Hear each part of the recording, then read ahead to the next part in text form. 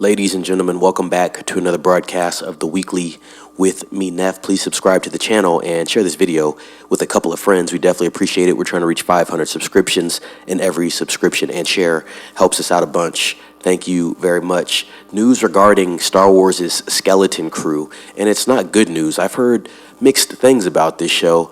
I know they're definitely heavily leaning into the angle for the kid fan base. I don't think it's really set for adults.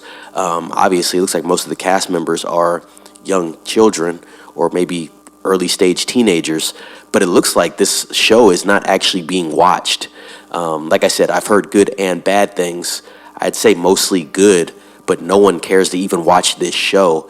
Is this the end for Star Wars on Disney Plus? Let's read into it. Skeleton Crew breaks disappointing Star Wars record on Disney Plus. Skeleton Crew may be enjoying a better reception than previous Star Wars shows, but the record set by its Disney Plus debut left fans with a bad feeling about this. Premiering with 2 episodes on December 2nd, 2024, Skeleton Crew is a first for the franchise due to its ambient-style coming-of-age story from Spider-Man No Way Home's John Watts and the fact it leads its story with a cast of kids. According to Nielsen's streaming data, Star Wars Skeleton Crew experienced the lowest viewership of any Star Wars show premiere in its first week. The 2-episode debut garnered less than 382 million minutes watched between both episodes, with episode 1 clocking in at 46 minutes and episode 2 at 29 minutes.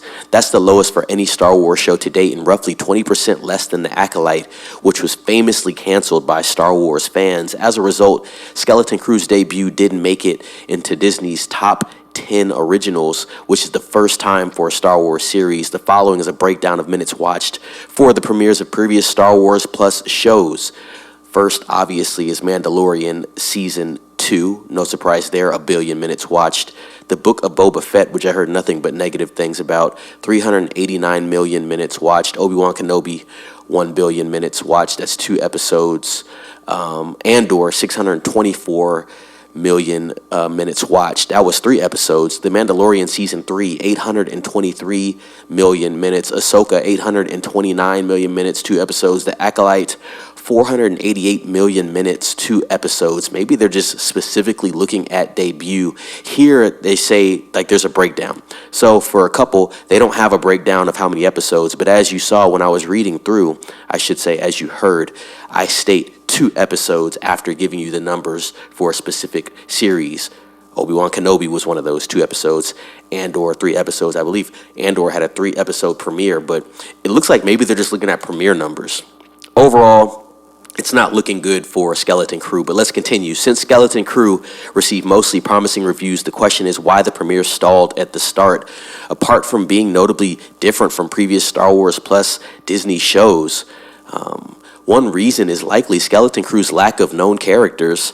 Jude Law's Jadna Nwood is a new character, as is the leading cast of kids from the mysterious planet at Aten. Ironically, while the lack of Grogu known Jedis and familiar canonical characters may have hurt the show's numbers, it's also one of the reasons why this series works and can do something different. However, perhaps the biggest reason for Skeleton Crew's struggles is Lucasfilm's recent record on Disney Plus, particularly having to follow The Acolyte.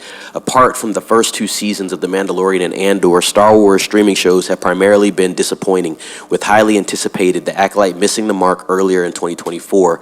Coupled with Lucasfilm's ongoing struggles to release its announced film projects, audiences may have expected more of the same when Skeleton Crew premiered in December, deciding to either forego more disappointment or wait and see if it generated any buzz. Whether the show's disappointing Disney Plus record will prevent Lucasfilm from greenlighting a second season remains to be seen. However, if the positive buzz surrounding Skeleton Crew improves its numbers, much like Andor, this sleeper series could eventually prove to be one of Star Wars' much-needed success stories in the coming weeks and months.